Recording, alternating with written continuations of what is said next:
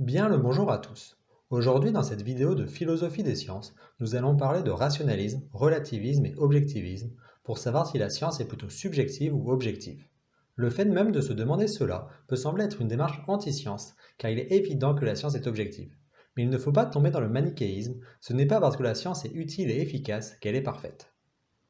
Pour commencer, parlons du rationalisme. Le rationaliste extrémiste considérera qu'il existe un critère simple, éternel et universel permettant d'évaluer les mérites comparés des théories scientifiques rivales. Pour le rationaliste, les scientifiques doivent être dictés par ce critère et devront rejeter toute théorie ne respectant pas ce critère. Grâce à ce critère, la science devrait tendre vers la vérité qui est considérée comme intrinsèquement bonne et donc la science acquiert une supériorité par rapport à la non-science.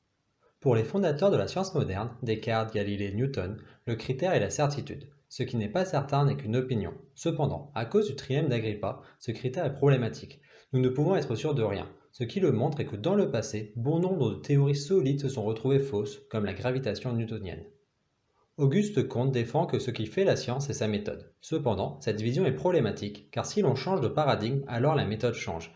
Il n'est pas possible de faire de la physique des particules en utilisant la même méthode que de l'éthologie, c'est-à-dire l'étude du comportement animal. Et à contrario, en voulant prendre en compte les méthodologies de toutes les sciences simultanément, on arrive à donner un critère de scientificité à des disciplines qui ne sont pas scientifiques, comme le journalisme. Il existe deux autres critères qui peuvent être défendus pour être le critère de scientificité correspond à l'inductivisme et au falsificationnisme, qui ne sont pas idéales car ils ne respectent pas l'évolution des idées en sciences, comme nous l'avons dit dans leur vidéo consacrée.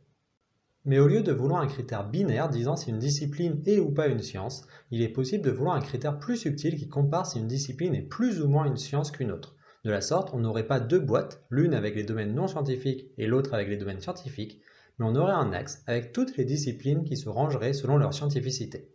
Mais aucun des critères qui a été proposés jusqu'à présent ne convainc la communauté des épistémologues. Cependant, ils ne sont pas totalement absurdes. Par exemple, le fait qu'une théorie soit falsifiable est important, mais n'est pas le seul critère pertinent. La capacité à avoir une compréhension théorique forte est aussi un critère important. Donc, au lieu de ranger les domaines sur un axe, nous pourrions les ranger dans un hypercube selon les différents critères pertinents, et si nous voulons finalement le convertir sur un axe, nous pourrions prendre la distance à l'origine.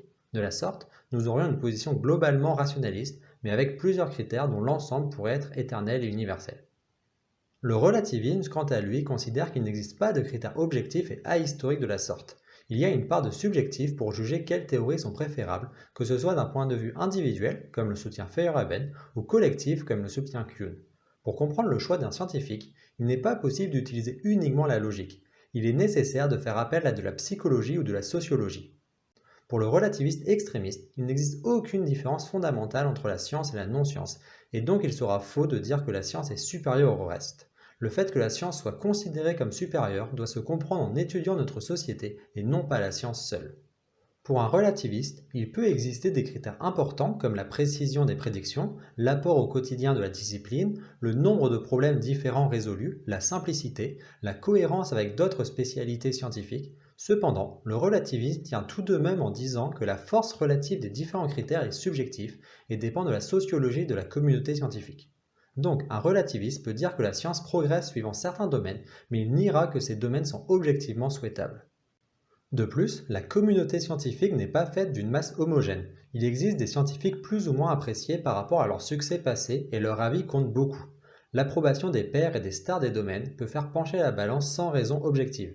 Par exemple, Newton, après sa gravitation universelle, avait une aura extrêmement forte.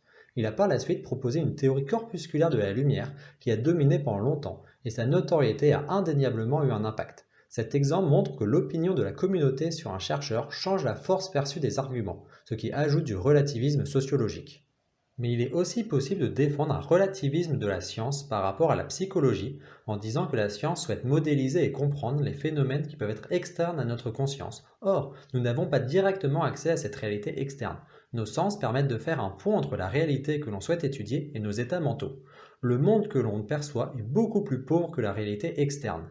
Pendant longtemps, la seule manière d'étudier le réel se faisait sans instrument, ce qui fait qu'il était impossible de mesurer les ondes électromagnétiques non visibles par exemple. Grâce à des appareils, nous pouvons mesurer des phénomènes qui nous sont non sensibles. Mais de la même manière qu'il n'est pas possible à un aveugle congénital de comprendre la notion d'une image, il est tout à fait envisageable qu'il existe une partie importante de la réalité que l'on ne peut pas imaginer. Ce relativisme psychologique de la science fait que si l'on rencontre des extraterrestres ayant créé de la science, il reste raisonnable d'imaginer que leur science soit très différente de la nôtre, dans la mesure où leur biologie et donc leur psychologie seraient bien différentes de la nôtre. Pour résumer, le relativisme est sociologique lorsque l'on dit que différentes sociétés n'ayant pas les mêmes objectifs ne vont pas valoriser les mêmes domaines scientifiques et donc auront des sciences différentes, et le relativisme psychologique lorsque l'on dit que la science dépend de la manière dont on perçoit le monde et donc des civilisations extraterrestres n'auraient pas la même science que nous. L'objectivisme prétend quant à lui qu'il y a une part plus ou moins importante de la science qui ne dépend pas des croyances ou des envies des personnes. Autrement dit, pour les objectivistes, la science n'est pas qu'un fantasme. La négation de l'objectivisme est l'individualisme, disant que toute la science dépend des croyances personnelles. Autrement dit, la science n'est qu'une projection de nos envies. Pour défendre l'objectivisme, prenons un exemple. Le grand collisionneur de particules a été construit pour tester des modèles de la physique des particules. Il a déjà pu prouver l'existence du boson de Higgs, mais il avait aussi été construit dans l'objectif d'observer de la supersymétrie, qui est une théorie avec des fondements théoriques extrêmement appréciés des physiciens théoriciens. Sous certaines conditions simples, elle est la seule extension du modèle standard, qui ce dernier nous semble incomplet d'un point de vue théorique. Elle est nécessaire à la théorie des cordes, et elle apporte de nouvelles particules qui peuvent expliquer des problèmes encore ouverts comme la matière noire et l'anomalie du muon.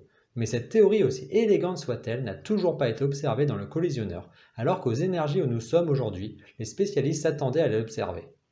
La théorie n'est pas encore falsifiée, mais a du plomb dans l'aile. Une chose est sûre, si la physique n'était qu'une construction sociale et qu'il suffisait de souhaiter faire une observation pour la faire, la supersymétrie aurait été observée. Ceci montre que la science ne peut pas être uniquement une construction sociale.